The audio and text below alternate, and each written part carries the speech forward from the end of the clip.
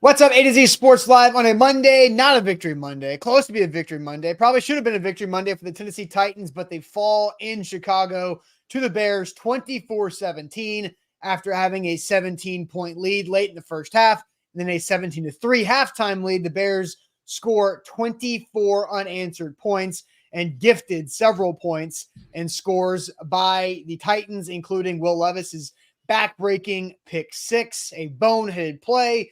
To quote Will Levis, the Titans quarterback, and the Titans are 0-1. So we'll talk about Will Levis and Brian Callahan imploding in the Titans season debut versus the Chicago Bears. How much blame does Will Levis have on his shoulders? And after Will Levis, who do you blame next in that blame pie? So we'll do that. We'll get Zach's initial reaction. Easton Freeze and I had a fiery hour-long, almost a full hour-long post-game show yesterday right after the collapse that was the Titans week one start. So Zach, I hope you had a good weekend. We'll get to the age game. We'll see if I can get a victory Monday in the age game, because I think I'm about a full year without being able to do that at this point. So Zach, welcome in. Hope your weekend went well. NFL is back and the Titans are back to just scoring 17 points. Not much has changed, but welcome on in. Yeah. At one point I thought it was going to be a little bit more. And then you blink and the game's over and it was no more. A lot to get into, obviously, after yesterday's game. We will break things down. We'll get you guys' reaction after a really good game last night. If you stayed up and watched the overtime thriller in Detroit with Dan Campbell. So a lot of good football, and we've got another on our horizon tonight, Monday Night Football with Aaron Rodgers and the San Francisco 49ers. So broadcasting on 3 different platforms, including Facebook, YouTube, and Twitch. We got you locked in. We'll tweet out link by link, segment by segment on our Twitter handle at A to Z Sports. Follow us there at A to Z Sports. If you are an NFL fan overall, follow us on Twitter at A to Z Sports NFL. That is our company-wide Twitter handle. So some good follows there on Twitter. If you are on YouTube watching us, that's probably the easiest, most effective and efficient way to get this live streaming show, and also prime time Sunday through Thursday. But if you are on YouTube, make sure you hit the subscribe button. Subscribe to our YouTube channel, A to Z Sports Nashville. You can search it. You can lock in there, right there on YouTube. If you've already subscribed, like this video and make sure you have live alerts on, so when we go live, you guys will get notified. That is how YouTube works. Facebook, what's going on, Facebookers, bottom left corner of your screen, sharing out of public. Sharing is caring and caring is sharing, as we say on this show. So you got it there on a Monday. The rust has worn off. Mind is clear. You know, we're ready to win. Some of us are ready to win. Some of us are ready to give up 17-point or a 17-point lead at least. We will dive into all of those. If you are on Facebook, we need to pop up in your Facebook friends news feed. So let's get this party started on a Monday morning after week one Sunday in the NFL, live on a Monday morning. The episode officially welcoming the A to Z Sports, powered as always by the BetMGM app. I'm Austin Stanley. He is Zach Bingham. We are Nashville's on-demand sports talk network, going live weekday mornings at 8 Central Time on Facebook, YouTube, and Twitch. Links to the show segment by segment on our Twitter X timeline, and also Instagram, TikTok, and Threads. You can follow us there at A to Z Sports. But we got to make sure we thank all of our sponsors, because they make it happen for us and they help out all of you, like Wilson County Hyundai. Make them a part of your new car buying process. Go see them in Lebanon or online, wilsoncountyhyundai.com. The Bone and Joint Institute, boneandjointtn.org, the region's destination for comprehensive orthopedic and sports medicine care. Farm Bureau Health Plans. Get better with Farm Bureau Health Plans and improve your health coverage by getting a quote using our link, fbhp.com/ATOZ. And TDOT, be part of the solution to end littering and make sure nobody trashes Tennessee. Visit them at nobodytrashestennessee.com. So a lot to get to. Titans lose 24-17. We'll get to some of the comments from Will Levis, head coach Brian Callahan. We've got a video clip from Calvin Ridley as well in the locker room that we'll play throughout the day. We'll talk about Will Levis's blame too. But Zach, 3-519. That is the combined record since 2000 for NFL teams that have been held without an offensive touchdown and who were down 17 points that came back to win the game. The last time that happened, Zach, do you remember what happened in the post-game press conference after the Bears won a game in 2006 not scoring it off with a touchdown and coming back from down 17. Do you remember what happened in that post-game press conference? Was that against the Arizona Cardinals? Oh, The Bears are who we thought they were. And that's why we took the damn field. Now, if you want to crown them, then crown their ass. But they are who we thought they were. And we let them off the hook. I do remember that. yeah. And look, and I was right off the cuff. Had no idea you were coming at me with a little Denny Green, the late Denny Green. Yes. With that content, but let them off the hook. Yeah, absolutely. So the Bears are 2 of the 3. 3 and 519. The Titans are now, it's insane of how the Titans were able to let that game and let the Bears off the hook, as the late Denny Green would say. So yesterday in the post-game show, Zach, here on the same A to Z Sports Broadcast Networks, we asked our one word, and to be honest, my one word was implode, which is in the headline of the show. Will Levis and Brian Callahan implode in Titans season debut versus the Bears. You used that in the headline in our pre-show meeting, but what would be your one word to describe the Titans' 24-17 loss to the Bears yesterday? Well, if we're going old school, I will say, in the great words of Eddie Murphy, half. That's that is my word. It's half, because that represents everything that you need to know. The Bears played a terrible first half. The Titans played a pretty damn good first half by getting that lead of 17 points, and then it flipped. The second half, it completely turned around. And, you know, I look at, and I have a little bit, I got up this morning, I took a little deep dive into some statistics that I'll share over the course of this show, because I do want to get to Brian Callahan's explanation. I do want to get to Will Levis's explanation and some of the players that will play on this show this Monday morning. But I did wake up. I've got those breakdowns. But Will Bowling of 104.5 The Zone tweeted this out this morning.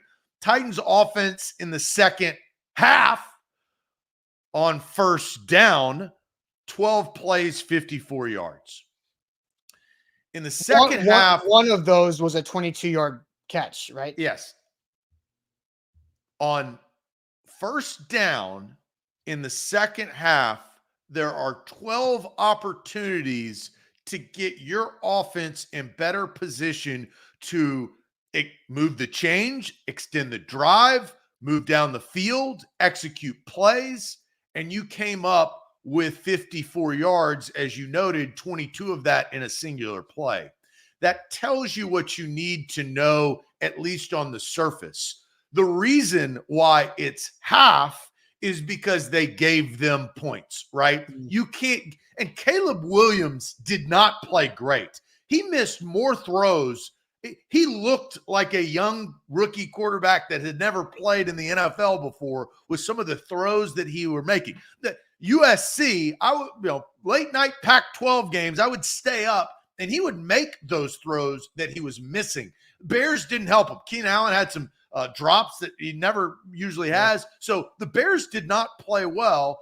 They let the Bears off the hook, in Denny Green's words. So my one word is half. Yeah, no doubt about that. All right, let's hear from head coach Brian Callahan recapping his first official NFL game as a head coach, in which his team gave away 17 points. Really a tale of two halves for us. You go up 17-0. Got to find a way to finish. I love the way we played. I love our effort. But we got to be able to knock a team out when they're down. We gave them great field position. We had too many penalties. The turnovers were critical. We can't give up 17 points at the end of the day. That was our biggest issue.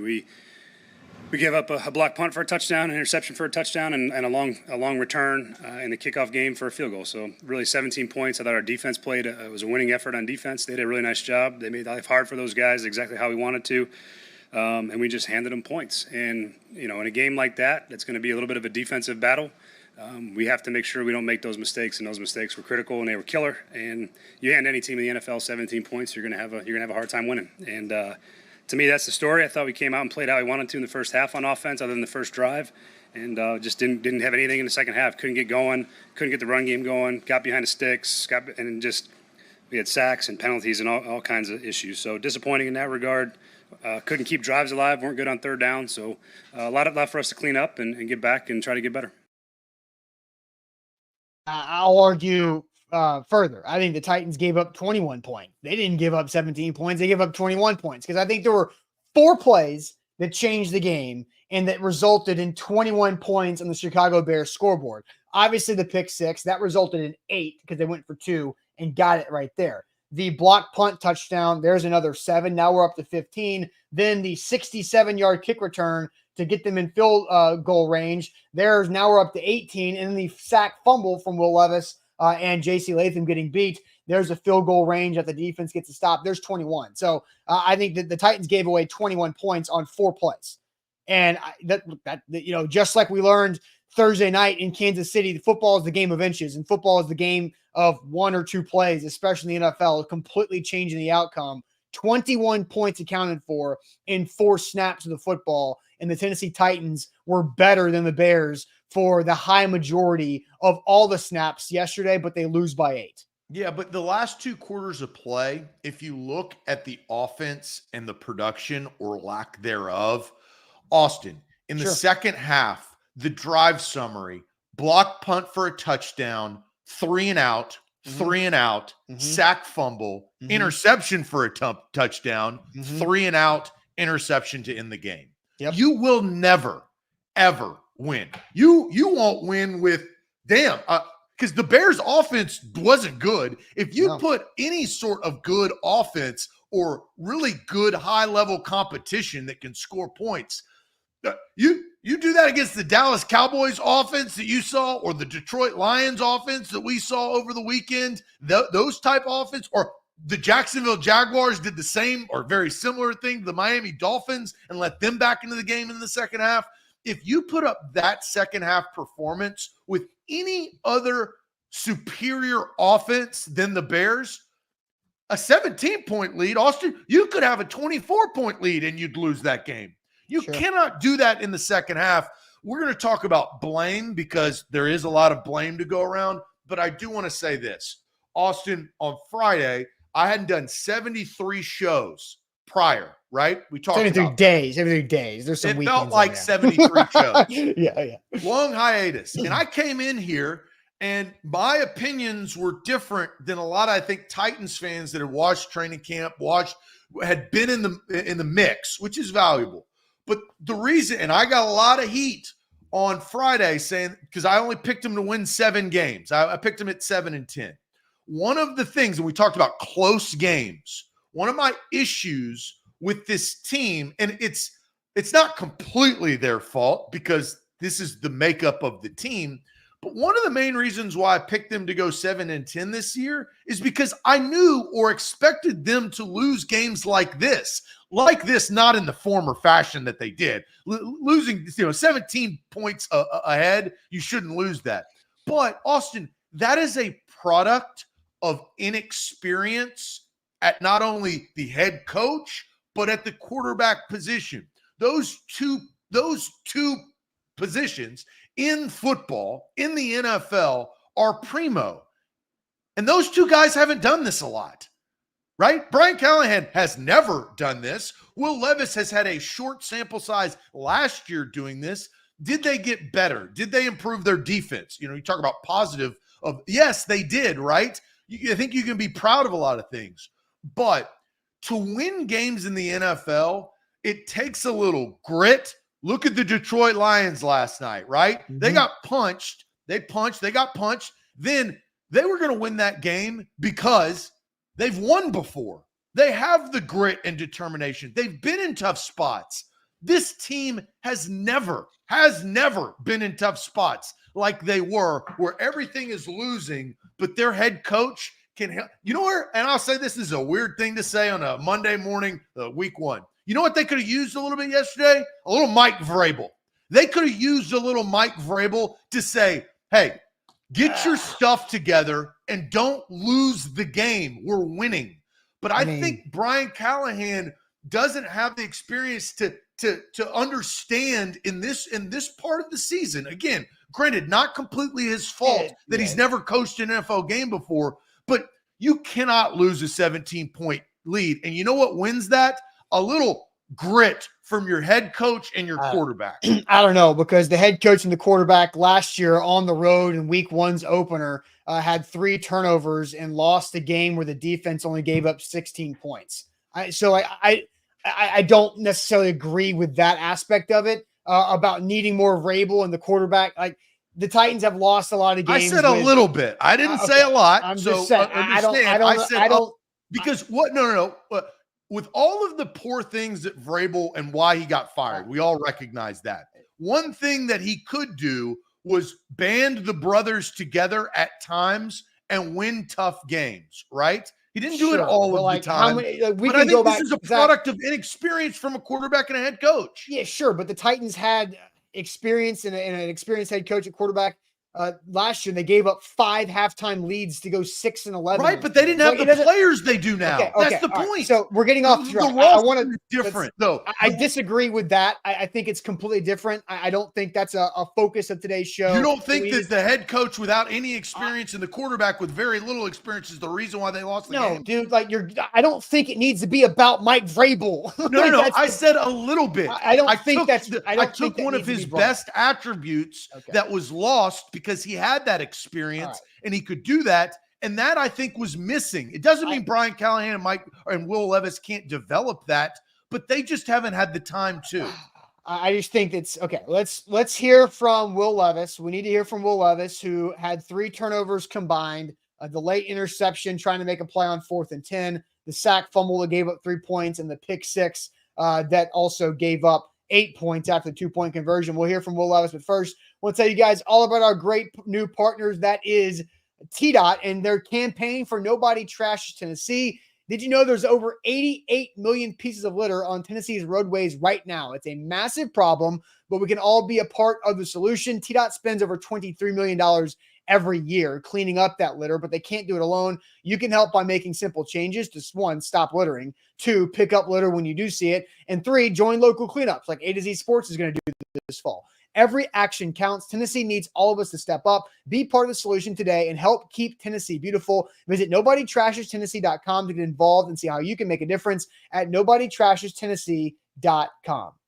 A to Z Sports powered by BetMGM. Download the app today. They were born in Vegas, but are now in Tennessee, and you can get in on the action by using the bonus code ATOZ Sports. That's ATOZ Sports. They got promos galore, bonuses when you sign up, but when you sign up for new users, use that bonus code ATOZ Sports. That's BetMGM. We love BetMGM. We've always loved BetMGM. They've been a part of this morning show for some time, and we're riding with them this season, absolutely, with that bonus code ATOZ Sports. All right, here was Will Levis after the game talking about his interception and then flat out what the Titans know how that game ended. Yeah, just a bonehead play. Just I think recency bias from getting away with it the last time I did in the game, just trying to throw it in the dirt.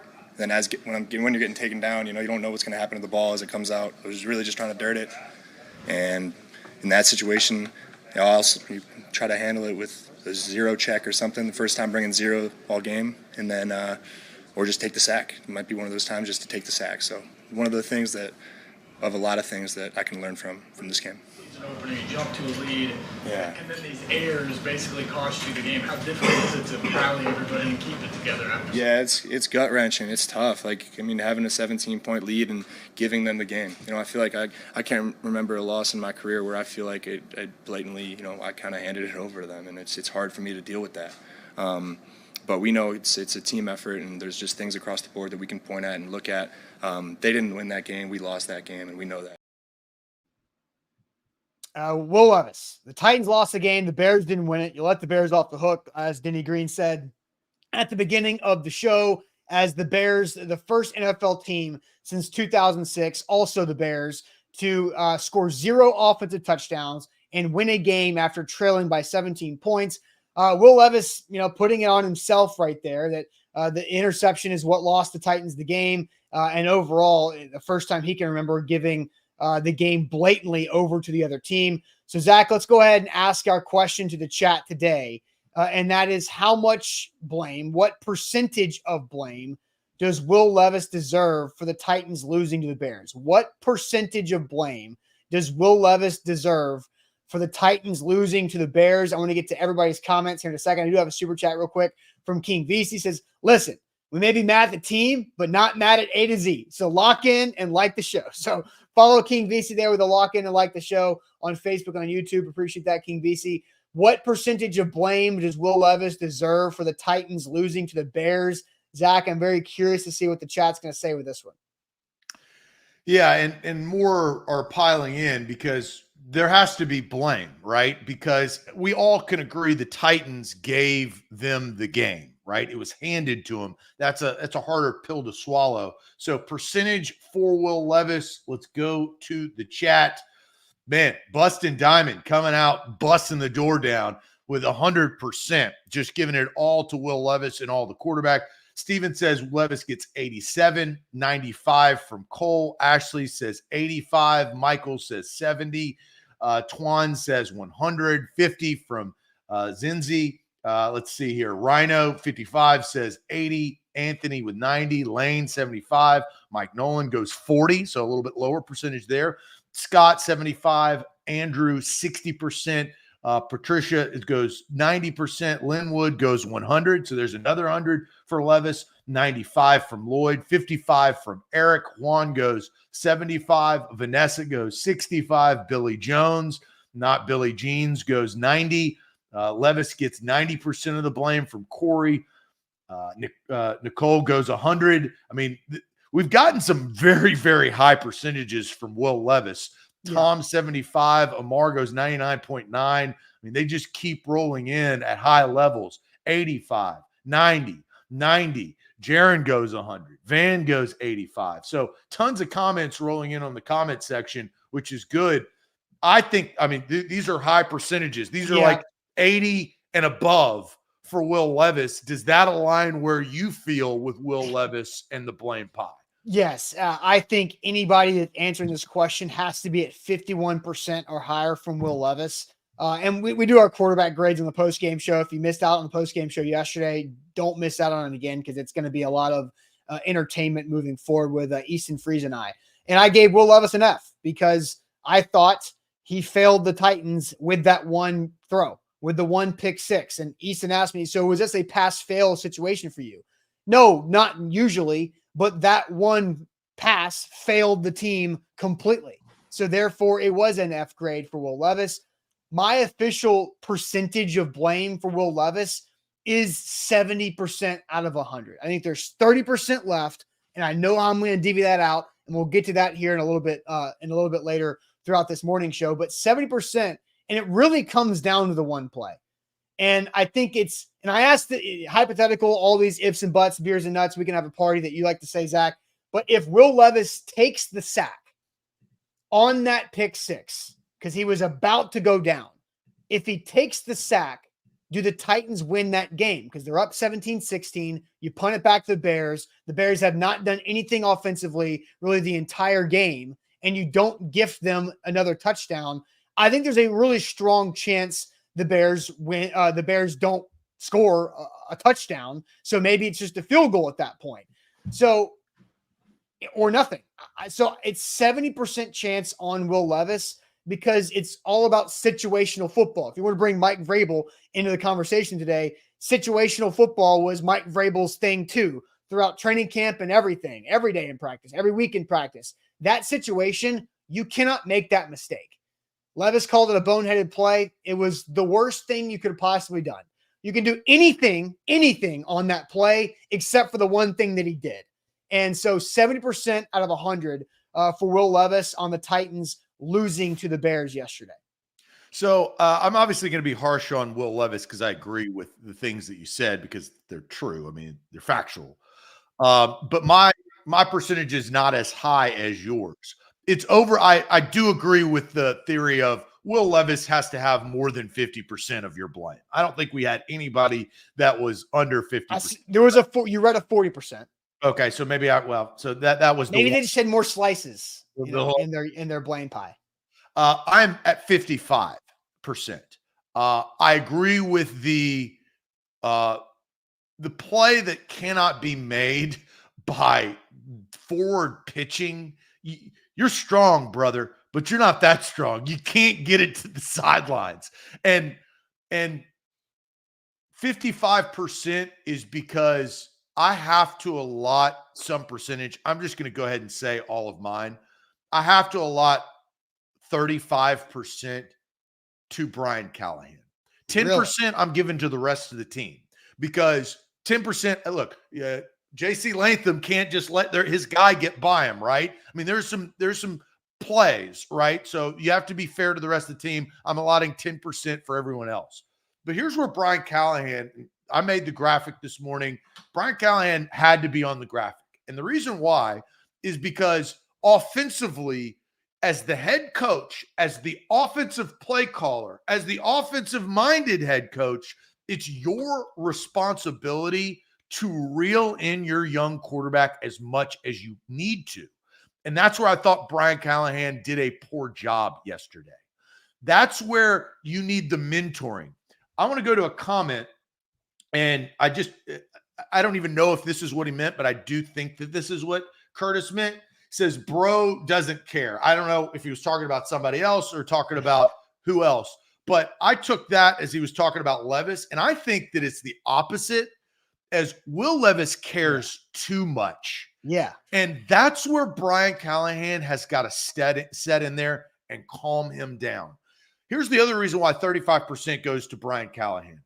Second down, right? You're an offensive play caller. You have to call the right plays to get your offense in better second down positions. And I felt like that didn't happen. That is a coach and quarterback. He's calling the plays. That's the responsibility. Austin, in the second half, you're never going to win on 2nd and 7, 2nd and 15, 2nd and 12, 2nd and 11, 2nd and 7, and 2nd and 5 were the same drive that ended on the sack fumble that J.C. Latham led off. 2nd and 10, 2nd and 8. This offense and Will Levis, especially as a quarterback, is never going to win in those second down spots, right?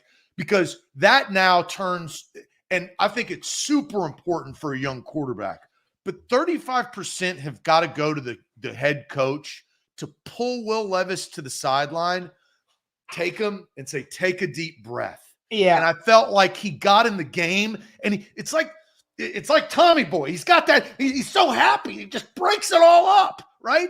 That's what I felt like Will Levis did in the second half. And you need that calming voice to say, Will, hey, we have the lead, protect the lead. And Will Levis obviously did not do that. So my gut, based on what I know about Brian Callahan and his relationship with Will Levis, is that happened on Sunday. I don't know that for a fact, but my gut tells me that conversation did happen at some point in the second half. Now, but here's the thing. Will Levis is young. He's competitive. And I agree with you. He cares too much to go to that point.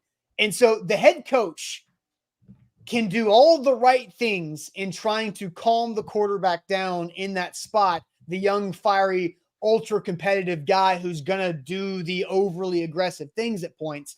But Brian Callahan still is not in full control of his young quarterback when the snap is live.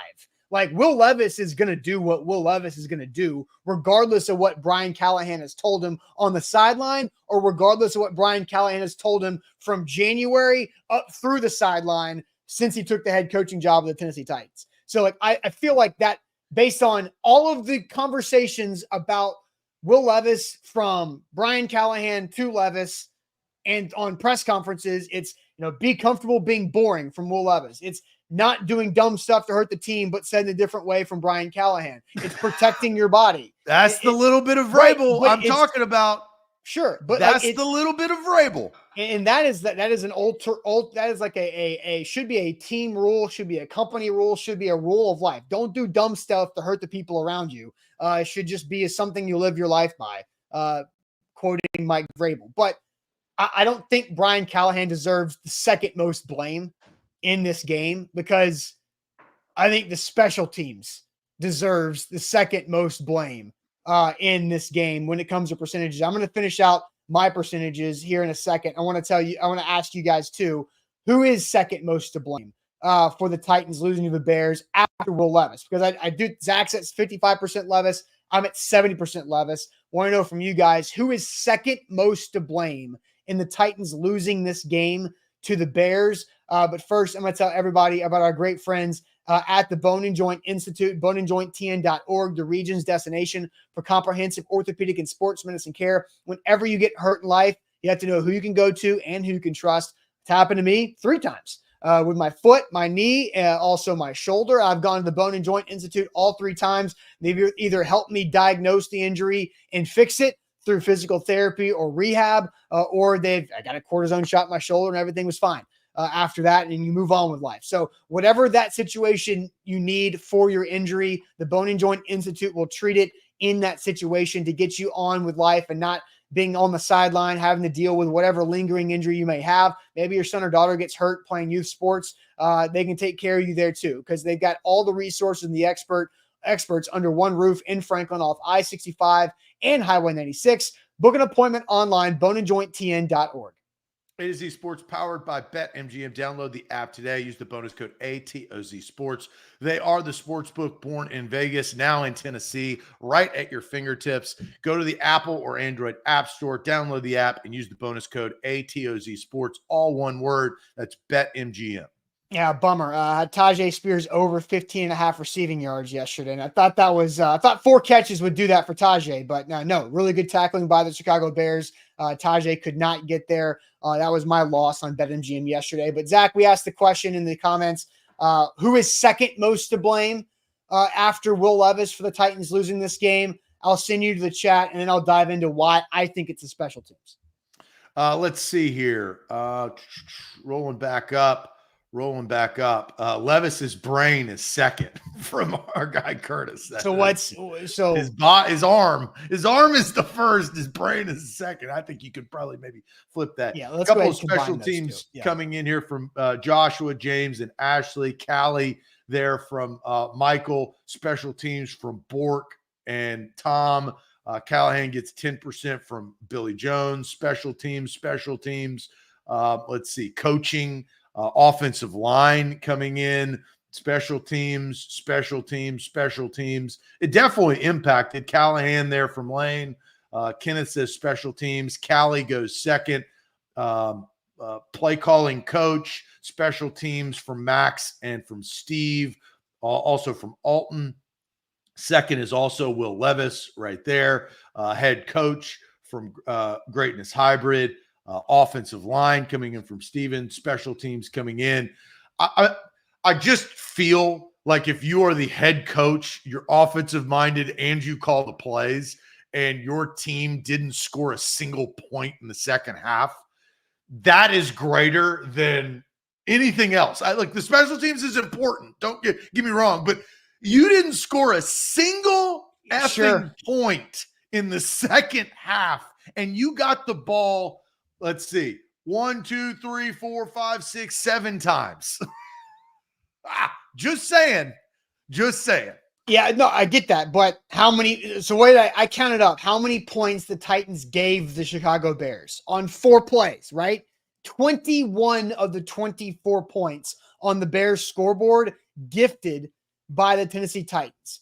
And math, -8, 21 -8, 13 of those was the special teams, right? Because 67-yard kick return gives the Bears field goal position. I'm sorry, 10 of them were special teams. 67-yard kick return and then the block punt.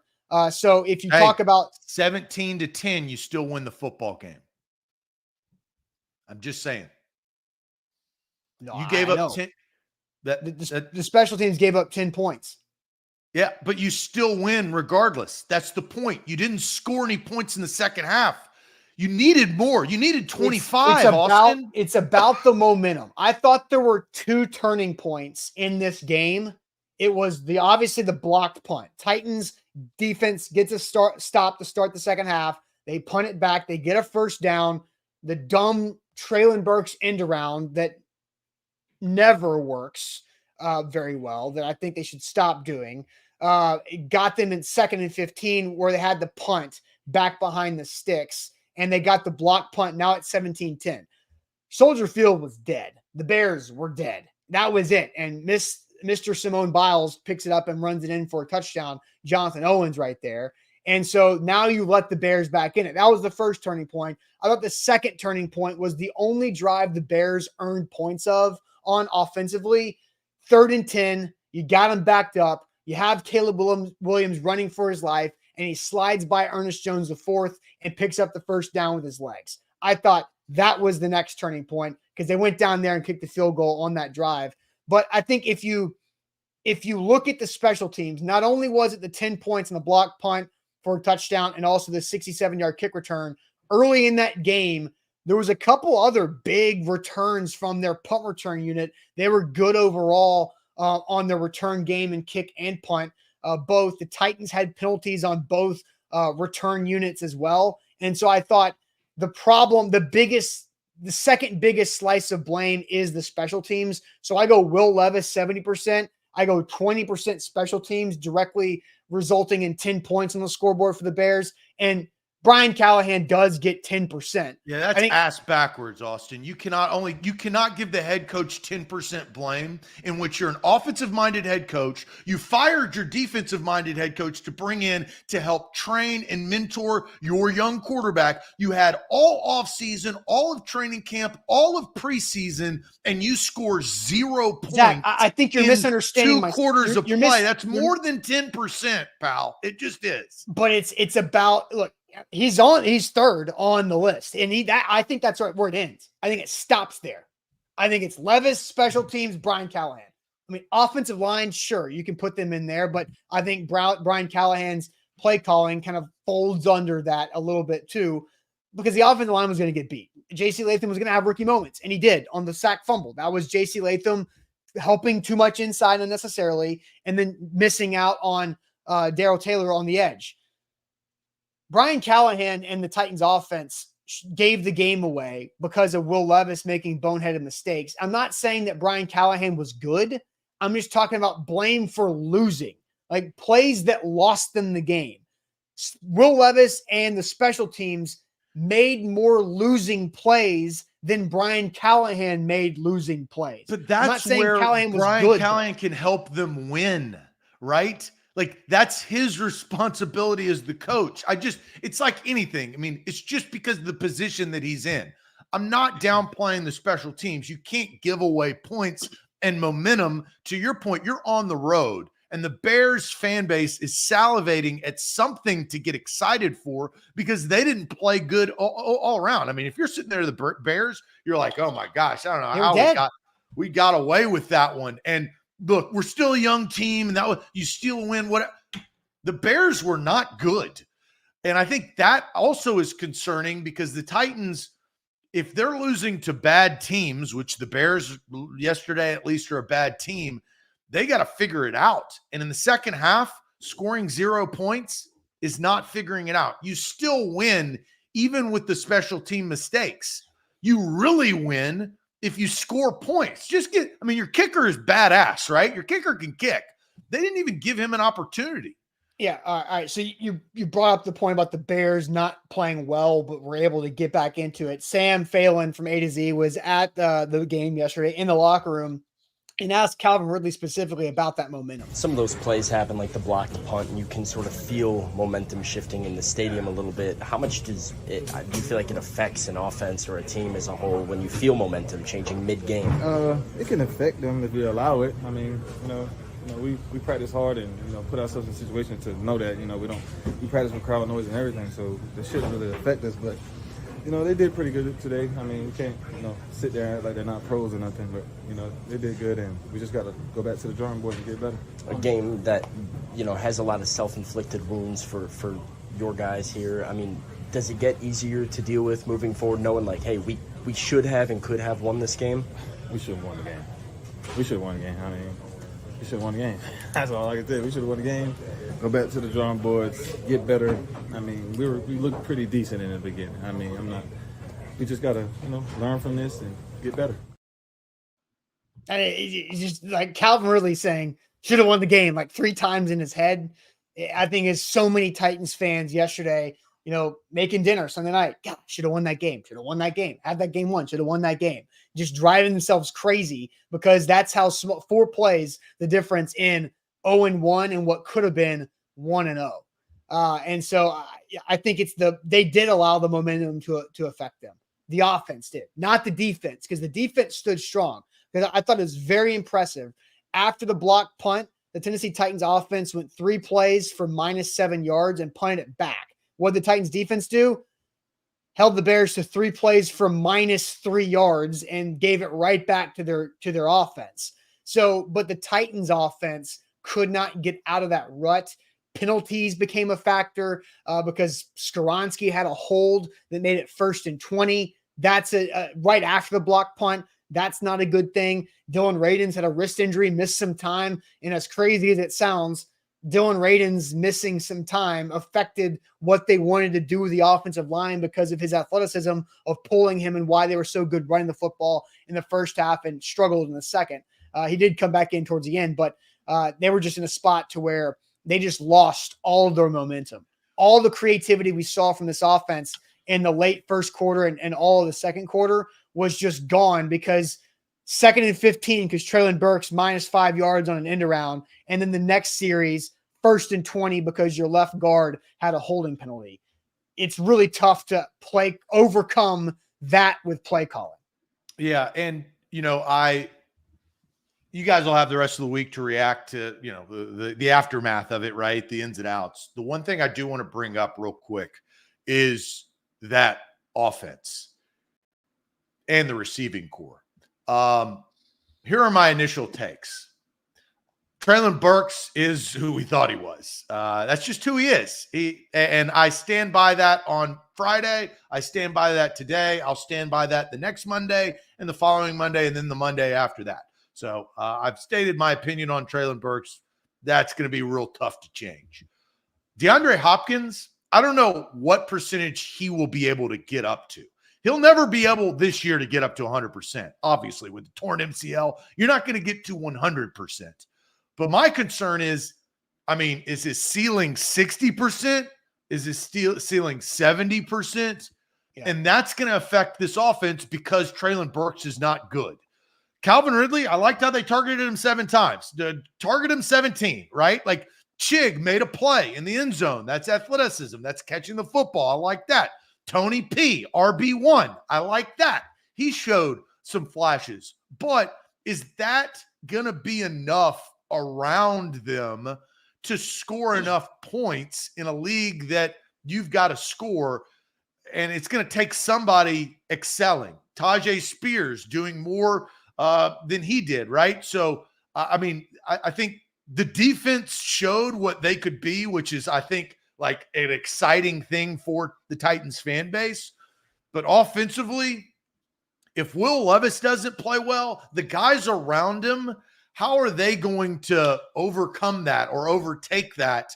And I think that there's still some concern there overall with the group. I'll say that. Yeah, no, I agree with that. All right, A to D Sports here live on this Monday. If you want to get some more comments in, we have a bunch of super chats we have to get to, so we'll do that. But first, Zach, tell everybody about our great friends at Farm Bureau Health Plans. Yeah, FBHP.com is where to go to get your new health plan. Health, dental, and vision over 200-plus locations across the state of Tennessee. Farm Bureau Health Plans have been helping Tennesseans for over 75 years. They've helped our company, people within our company. They've helped tons of people all across the state. If you're in the state of Tennessee, just check them out. Get a quote. That is the easiest thing. Once you can get a quote, you can then make a decision on your health plan. That's Farm Bureau Health Plans. They also do business health plans. They do it all, which is great. All you have to do is reach out or go online at fbhp.com/A to Z. Talk to an agent. They're super nice. We endorse them for a reason. They're also partners with the Titans, the Predators, the Volunteers. They do really good work across the state. That's Farm Bureau Health Plans of Tennessee.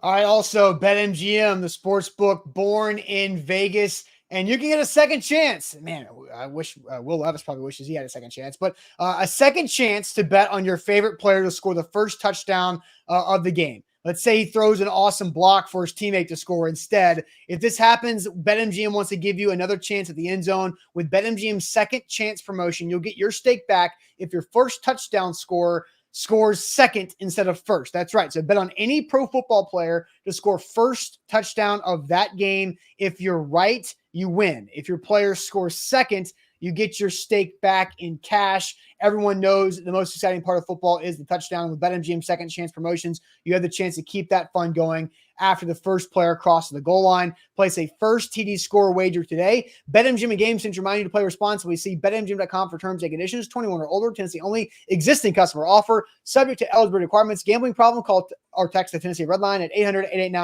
800-889-9789. Super chats to get to. We got a lot of them. I've got 10 of them to get to. So Andre starts us off. He says, Levis showed the reasons why I was concerned about him when the Titans drafted him. Defense and Pollard looked good. Far too many penalties. I expected a slow start. And so, Zach, my response to that is, yeah, this is, the stacking of catastrophic mistakes in college is why I was skeptical of Will Levis as an NFL quarterback. And that's what happened today or yesterday. Yeah, defense, phenomenal, right? Tony Pollard, you really like what you see from TP's first game, and I agree with the penalties. And I predict the Titans to go 9-8, and I still think they can go 9-8 after losing to the Bears. I think, if anything, the fact that their defense looks that good, and the injury to Jordan Love, Friday night makes that game in week 3 very different to get to 9 wins on the season. So. I expected a slow start, but with the way the schedule sets up, the Titans are still okay. Like, it's not the world is over. Half the teams are 0-1, and the Titans were 0-1. Well, and two other ones in their division are 0-1, right? So look, it's not all lost. Andre was expected a slow start. He got a fast start. The problem is then it slowed down in the second half. Defense and Pollard absolutely looked really, really good, which I think you can kind of hang your hat on a little bit. Will Levis, he's 26, but he needs to mature. 25. He needs to mature in the ways of he has to learn how to slide and be smart. I know he's tough. I know he's huge. I know he's jacked. We know all of that, but Austin, he is going to get himself hurt when he's got a warming pad on his back after getting hit and knocked because he wants it so bad. I feel like there's got to be some interior training of okay, you need to go to the sidelines, go in the blue tent, just count to 8 and then come back out there. He needs a little bit of that. You're not trying to get rid of his competitiveness because you love that about him, right? That's harness. But it's overzealous, right? But he's got to learn how to slide. Get the slip and slide like Chicago did in the offseason. Get that out of St. Thomas Sports. He could have just taken it back, stolen it from Soldier Field, and brought it back on the plane. All right, more super chats. Kick of the King says, all need to remember this is Levis's prove it year. This is a playoff team with a good quarterback. So much has improved around Levis. If he stinks, sink with him because the Titans will be QB hunting in the 2025 draft. I think that's why the Titans felt confident to go spend the money they did in the offseason, because if Will Levis proves to be the guy, then great. Now you're ready. If he's not, okay, replace him. And now maybe you're ready with the next guy because he might be it. I think that's because either way, Levis good or Levis stinks, the quarterback is going to be cheap for a couple more years. And so that's at least my take on kicking the Kings. And you don't have the decision of the 5th-year option because you don't have one, right? So that is very impactful. They knew that, right? That's why they wanted to get him in the first round. But now you can kind of turn it into, now you got to figure him out quicker, which is always more difficult. And as we've seen, I'll just give a little shout out because I was surprised with how Baker Mayfield was really bad at the beginning, right? But he's finally found his place. You're not always the quarterback that you are. Justin Fields won yesterday, surprisingly, right? So but the Titans have got to figure it out.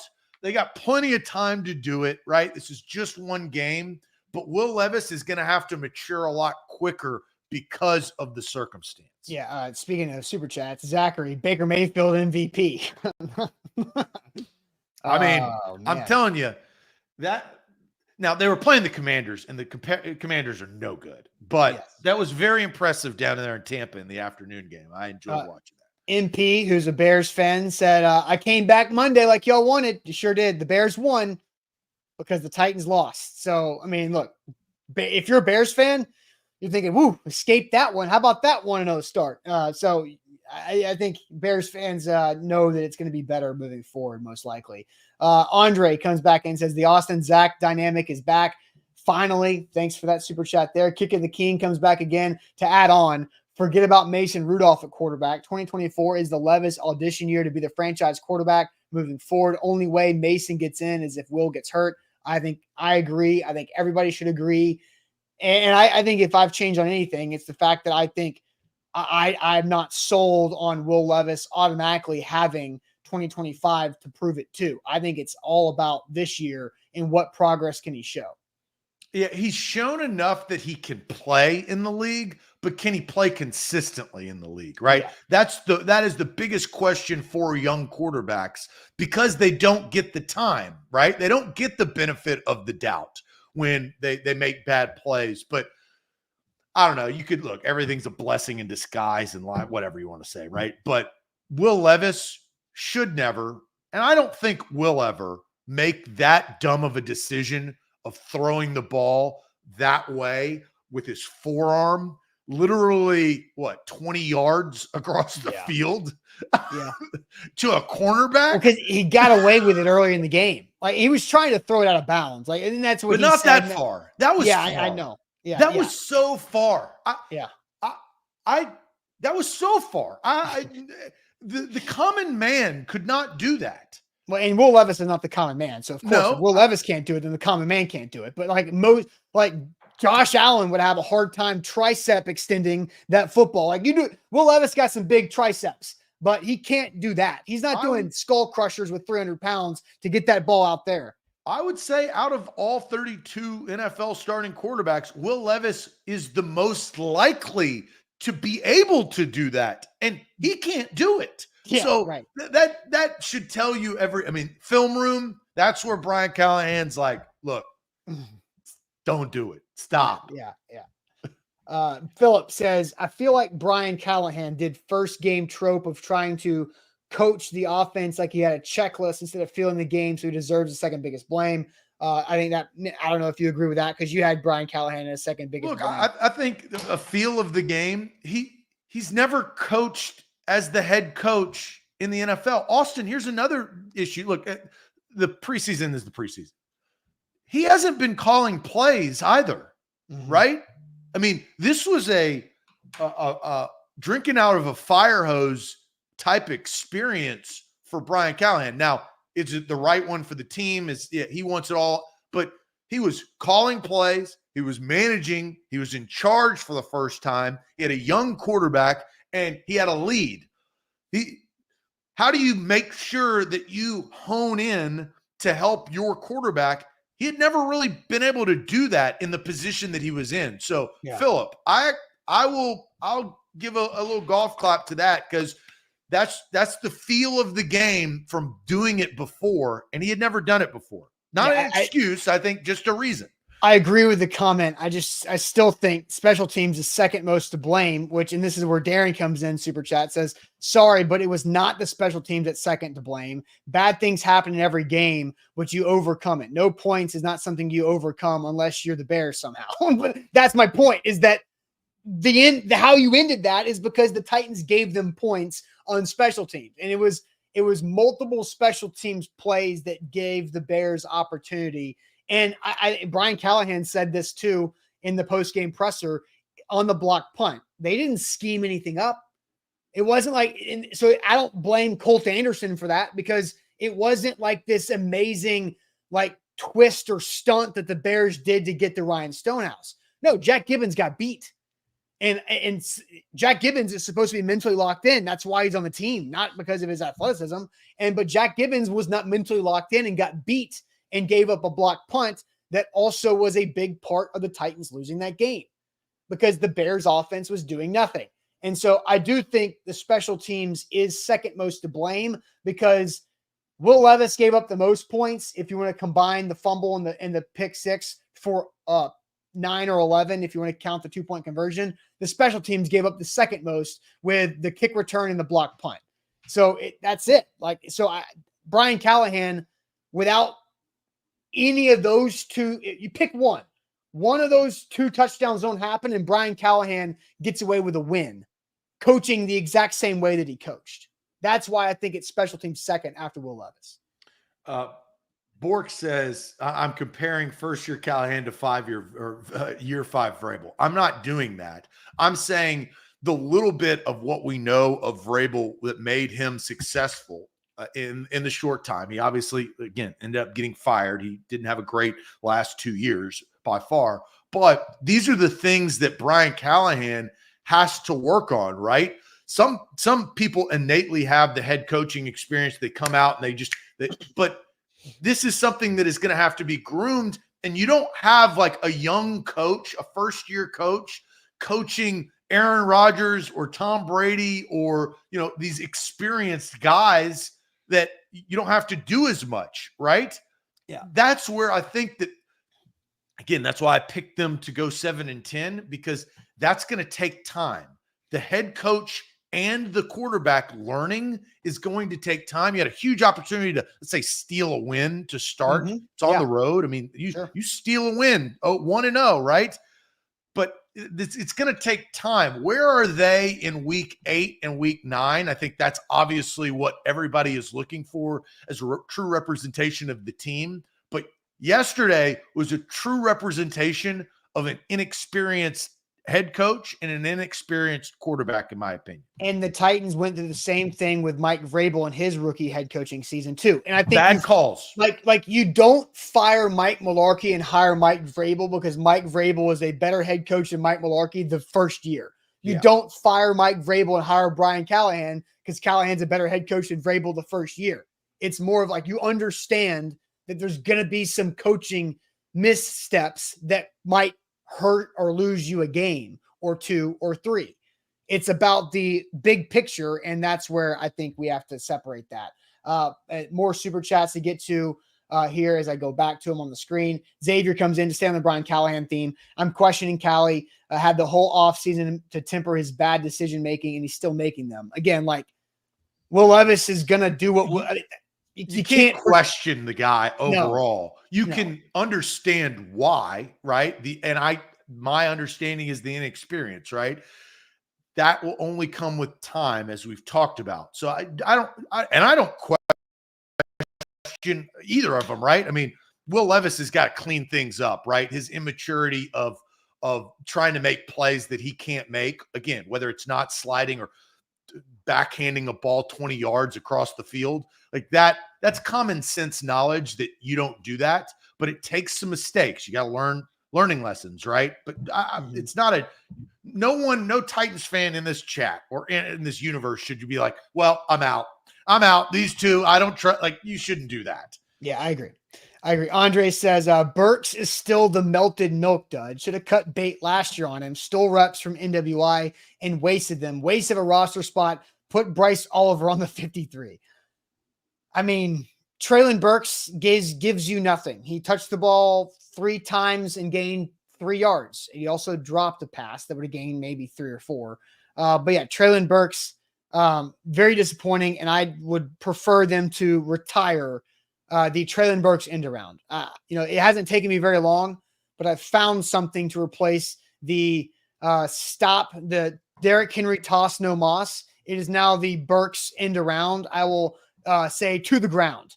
Burks end around to the ground. Get rid of it. Don't do it anymore. That's my new Derrick Henry toss no moss. Here, I think, is the problem with Treylon Burks among many. Treylon Burks has a specialty. They haven't found it yet, but he has a specialty. I don't know what it is. What I thought it was, well, this is kind of what I'm getting to. Logically, he's a big body receiver. He has speed. He can go up and high point a ball. The problem is that got him concussed. And that got him hurt the last 2 years. So I feel they're trying not to put him in that same spot of deep balls. But that was where my logic went to, like, that's his specialty. Run his ass down the field and have Levis just go out and get a 50-50 because of his size. But against Philadelphia and obviously against Pittsburgh, he got hurt. And I do think that there is some probably like, well, we don't want to put him in that same spot again. Yeah, he doesn't know how to fall without getting hurt. Like that, he's Wile E. Coyote. He's going to fall and get hurt. And Curtis says Burks is slower than I thought. And Pistol says Burks can't run routes. Traylon Burks is a train. He goes very fast when he gets there. It takes him a long time to get there, which is why end arounds don't work. Because that's why routes are more logical. But but he doesn't know how to fall because he's also a train. Because when something goes wrong and he goes off the tracks, many people die when that happens. Like Traylon Burks doesn't know how to fall. He is a freight train, and the freight train is not the most efficient way of travel in today's United States. That's why there's Calvin Ridley and other things to do, because fly it or drive it in a truck, the train doesn't work that way. Tyreek Hill's a G6. No that kidding. guy, he's unbelievable. Speed. That is Calvin Ridley is a solid, like, put together wide receiver. But the Titans, you know what they don't have? They don't have what, like, the Chiefs and the Dolphins. They don't have that one guy that is just can outrun everyone and make an explosive play in that sense. And that's not how their team is built. I understand it. But I do think that that's how their team needs to evolve. Yep. All right. More super chats because we got to get out of here. Chosen says, why do you guys think play action wasn't utilized? Why wasn't Wiley and NWI involved in the passing game? Thoughts on Oliver taking Burks' plays? Look, they did run play action. And I thought, it was in the game plan.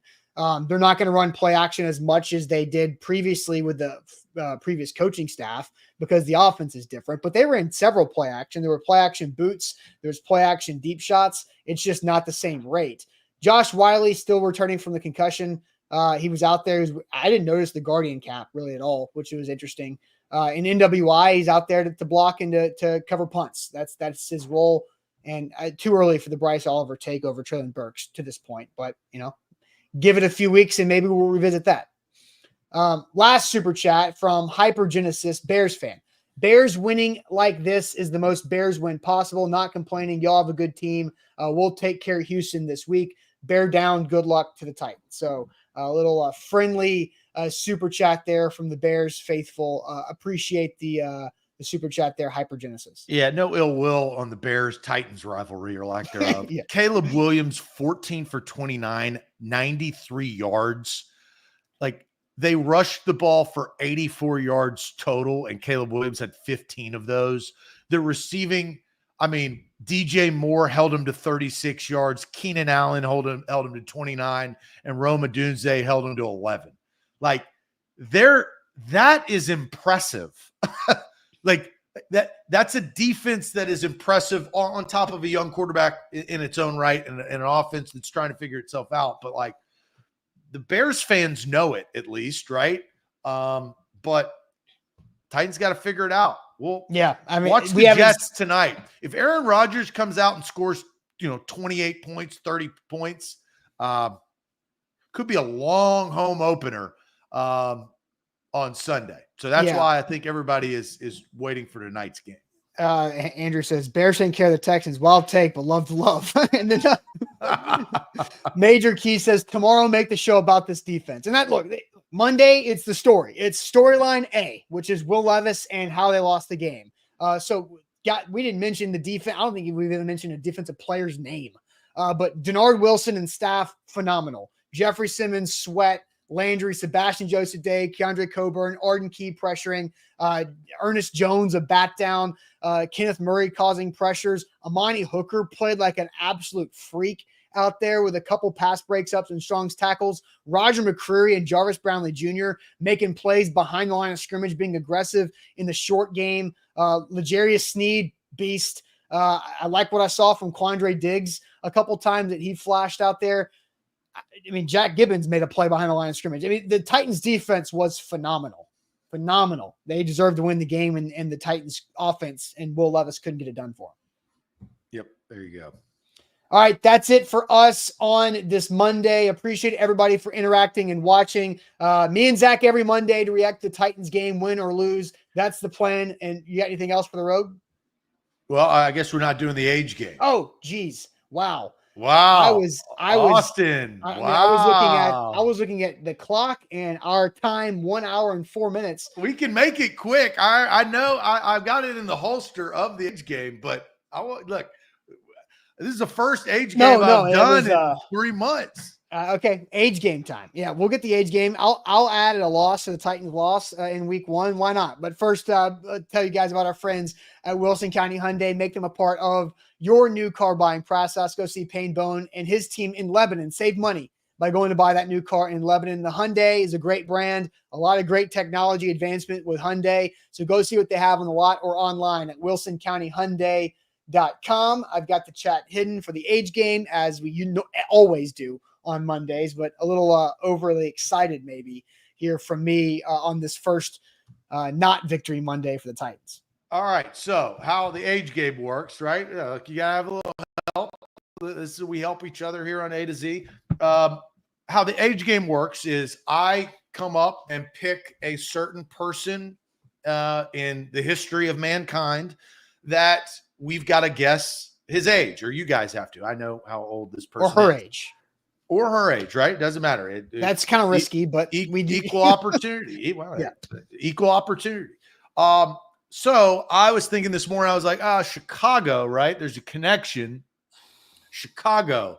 And then it made me think about a movie set in Chicago. And that movie is The Breakup. Vince Vaughn. How old is Vince Vaughn? That is the question.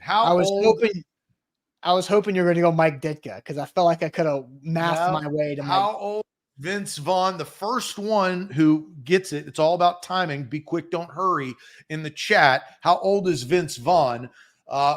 Chicago native, diehard Bears fan, diehard Bulls fan. So I think about that song. Has a side job of planes and boats, touring the city, Yeah. So. Vince Vaughn. What year did Rudy come out? Trying to think. Rudy had to be in the mid 80s. You know what, Austin? I'm going to take a timeout. I have not been a part of the age game. I'm going to help you out a little bit, because this is where I think you're struggling. I think you're struggling. Yes. I understand you're trying to map it out, but I feel like that's where you struggle. No, that's where I've usually gotten the closest. But you've always missed. Yeah, I know. But I only get one shot. The people on Facebook and YouTube can just throw shotgun spray age numbers. True. But I feel like you need to vision him. I know. Do a little bit, but say, man, how old do I think Vince Vaughn would be? Oh, I do both. I do all of these things. I do visual. It's hard because famous people do work and get stuff done to make themselves look younger, right? So Vince Vaughn, man, is Vince Vaughn 56? 56 is going to be my answer. 56 is your answer? Yes. Are you going to lock that in? Yeah, it's locked in. 56 is my final answer. Okay, 56 it is. I'm typing in our winner. And it took a little bit. I mean, it wasn't the first guess. I will say this. Mm-hmm. And I also had to do some adjusting and move some things around because we've had a lot of winners. I mean, we've been doing this for almost a year now. So let's go. How old is Vince Vaughn? The first guess that was put out there was Matt. You said how old, Austin? 56. 56. Matt says 58. Matt is incorrect. So first guess didn't get it. Let's see here. Now, after Matt, Gabriel, 49. A little young, Gabriel. Little young. That is incorrect. Louis, a little old. He is not 72. So he's in between 49 and 72. I will say that. All I need to do is get on the age game winner board before Louis, and then I'm okay. Yeah. Christopher Lee, 63. That is also a little too old. Jake Hughes, 52. Close, but not correct at 52. Austin, you said 56. 56 is incorrect. AJ, red wine. AJ at 54 wins our age game. Put him on the board right there. And it may be red win but I'm going to call you red wine. AJ, red wine. Getting on the leaderboard right there for our age game. That's a first. AJ has never been on there. So congratulations to AJ. He is our winner. Let's go, baby, from AJ. There you go. Got the winner on a Monday. Vince Vaughn, 54. I think I would have probably guessed older. I don't think I would have gotten that one. Because you know what? He was in the, have you ever seen the movie Swingers, which is a great movie? This is young Vince Vaughn, right? Yeah. That's why I would think he was older. But Vince Vaughn is 54 years old, married, but born in 1970. Orlando does need the ×2 next to his name. Let's see what we got here. Yeah, so you can make. All right, I'll make that adjustment. Because Orlando there. Man, I tried to keep up as much as I could while I was gone. Yeah. That's really tough. I thought I had a good chance. You were close. Yeah. Again, if we have, we can't change the rules. You have to get it exactly right. No, we're doing this until I nail it exactly. Like that's how this is going to work. And even Sam is on the board. So. So many people on the board. Yeah, Sam, I put Sam in the place that I was saving for you, which is right above the trophy case right there. So at some point, I need to add up all those winners to see how many times I've lost. I think that's the interesting thing too. All right. Now that'll do it for us on this Monday. Great show reacting to a crushing defeat for the Titans, but make sure you hit that like button if you're watching on Facebook and YouTube. Like the show.